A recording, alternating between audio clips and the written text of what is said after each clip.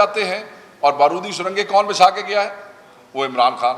بارودی سرنگیں بچھی ہوں گی مگر وہ پھر 8 اپریل کے بعد بچھی ہوں گی, یا پھر انہوں نے بچھائی ہوگی وزیر اعظم ہاؤس کے نیچے کسی سرنگ کے ذریعے آ سکتا ہے نا. جو بندہ ضمانت پہ ہو, جس دن وہ وزیر اعظم بن رہا ہو, تو پھر سرنگ کے ذریعے ہی بیٹھ سکتا ہے نا. وہ سرنگیں بتائیں گے سارے. بات یہ ہے کہ جب آپ کو یاد ہوگا ایک جوائنٹ سیشن جنوری کا جس میں 2022 میں جس میں لون کے حوالے سے بات ہو رہی تھی آئی ایم ایف کی, اسحاق ڈار صاحب کھڑے ہو کے کیا کہتے ہیں؟ وہ یہ کہتے ہیں on the floor of the house, Bilawal کہتے ہیں, بلاول صاحب یہ کہتے ہیں کہ یہ پی ٹی آئی نہیں ہے, یہ P T I M F ہے, اور اگر ہماری حکومت آ گئی تو ہم اپنی حکومت میں پاکستان تحریک انصاف کی ہوئی آئی ایم ایف کی ساری ڈیلیں ختم کر دیں گے. میں بلاول بھٹو زرداری سے پوچھنا چاہتا ہوں, بلکہ بتانا چاہتا ہوں کہ بلاول بھٹو صاحب, ہم انتظار کر رہے ہیں, آج بھی انتظار کر رہے ہیں. پی ڈی ایم 1 اور پی ڈی ایم 2 مجھے بتایا جائے کہ کون سی ڈیل تم نے ختم کی ہے. ڈیل ختم کرنا تو دور کی بات ہے, تم نے 4 معاہدوں کے اوپر دستخط کیے ہیں آئی ایم ایف کے ساتھ, اور اس وقت آپ تماشا بنا رہے تھے کہ ہم نے سرنگیں بچھائی ہیں. ہم نے سرنگیں نہیں بچھائی ہیں, آپ نے پاکستان کی معیشت کا بیڑا غرق کیا ہے. آپ چوروں نے, ڈاکوؤں نے, نکموں نے پاکستان کو تباہ کیا ہے.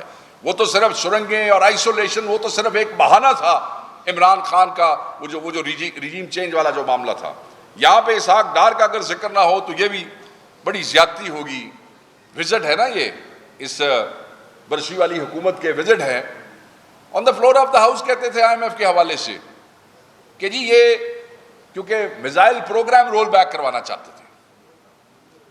پھر ایک اور ذکر کر دیا آئی ایم ایف کے حوالے سے کہ جی آئی ایم ایف کہتا ہے کہ کیونکہ آپ کا ایکسپینڈیچر والا وہ معاملہ ہے, خسارہ جو ہے آپ کا بڑھ گیا ہے, تو آپ الیکشن کمیشن آف پاکستان کو الیکشن کرانے کے پیسے نہ دیں. وہ جو آپ کو یاد ہے پنجاب کا اور کے پی کا الیکشن تھا, پیسے نہ دیں.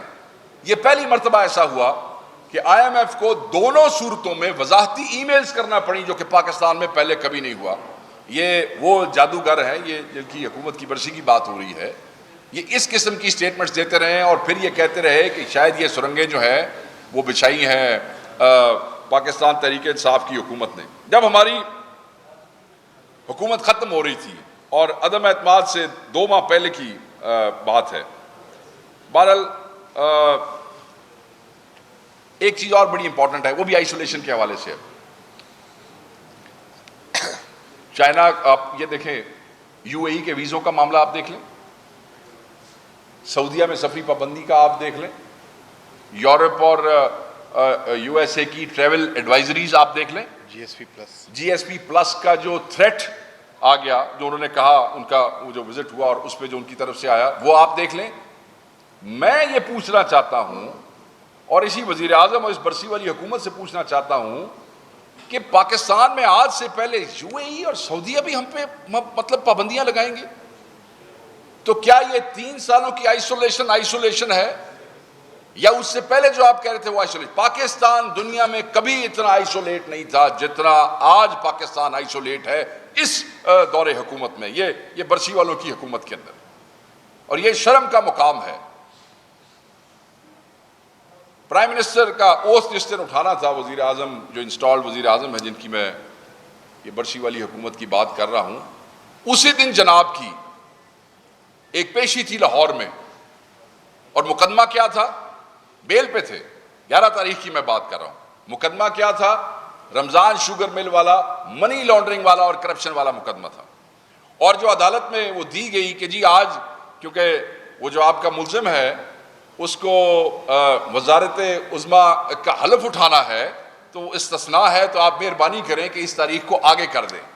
سو منی لانڈرنگ کا کیس, وہ کرپشن کا کیس, رمضان شوگر مل کی ٹیٹیوں کا کیس, جس میں وہ چپڑاسی اور وہ ساری ٹیٹیز تھیں, آپ کو یاد ہوگا, یہ وہ کیس تھا.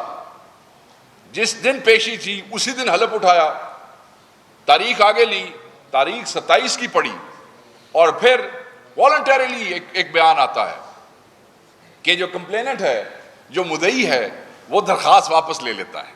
وہ کہتا ہے جی بغیر کسی پریشر کے میں درخواست واپس لینا چاہتا ہوں اور میں کارروائی نہیں کرنا چاہتا ہوں.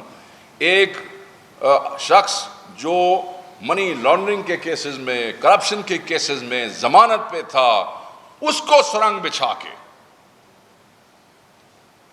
وزارت عظمیٰ کے عہدے کے اوپر بٹھایا گیا ہے. اس کو یہ کرتوت ہیں. یہ تو میں تو صرف چیزیں شروع کر رہا تھا. میں نے کہا آئسولیشن کے حوالے سے بات نہ کی جائے اس برسی والے دن تو یہ بہت ظلم ہوگا. باقی بہت سے انڈیکیٹرز ہیں، دہشت گردی کے حوالے سے ہے، معیشت کے حوالے سے ہے، دفاع کے حوالے سے ہے، بہت سے معاملات ہیں.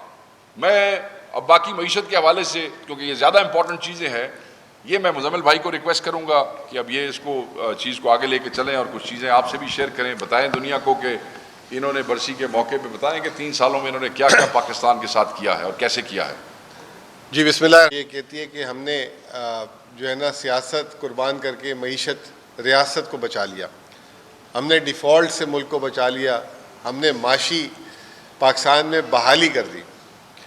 تو بہت ضروری تھا کہ اس برسی میں سب سے پہلے تو ذکر کر دیا جائے کہ وہ کون سا ملک ڈیفالٹ ہوتا ہے جس سال حکومت ختم ہو رہی ہو تو ملک کی تاریخ کی سب سے بڑی ریمیٹنسز 31 ارب ڈالر سکور کی گئی ہو، ملک کی تاریخ کی ہائیسٹ ایور برآمدات جو ہے اس سال اچیو کی گئی ہو. شرح نمو جسے جی ڈی پی گروتھ کہتے ہیں 6.5% اور اس سے ایک سال پہلے 6.1%. Consecutive 2 years 6% G D P growth 2005 کے بعد پہلی دفعہ اس وقت ہو رہی ہو. عدم اعتماد سے پہلے جو آئسولیشن کی باتیں کر رہے تھے اس وقت پاکستان کے خزانے 24 ارب ڈالر پہ پہنچ گئے. ایسا کیا ہوا کہ عدم اعتماد کے ایک مہینے میں جو ہے 8 ارب ڈالر ملک سے نکل گئے. یہ کون سا ڈیفالٹ ایسا تھا جس میں اس وقت جب عمران خان کی حکومت تھی تو کریڈٹ ریٹنگ جو اس وقت تھی وہ اب بھی اس سے جو ہے 2 نوچ نیچے ہے.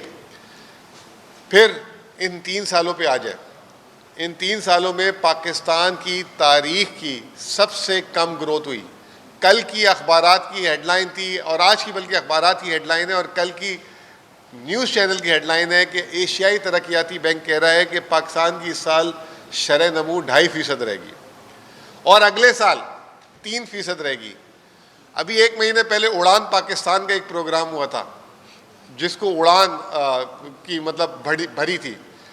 اس میں انہوں نے کہا تھا کہ 1000 ارب ڈالر پاکستان کی معیشت ہو جائے گی 2029 اور اس میں جو رفتار بتائی تھی پاکستان کی گروتھ کی وہ 9.8%. 78 سال میں پاکستان نے صرف 1 سال بھی ایسا کبھی گروتھ نہیں حاصل کی. اب وہ 9.8% سب سے پہلے تو ان کی منسٹری آف فائنانس نے اس کو ڈسون کیا، اب عالمی ادارے کرنا شروع ہو گئے. 2.5% ایشیائی ترقیاتی بینک. میں کہہ رہا ہوں انہوں نے بڑے کھلے دل سے بات کر دی ہے. 6 ماہ کا نمبر آیا ابھی شرح نمو کا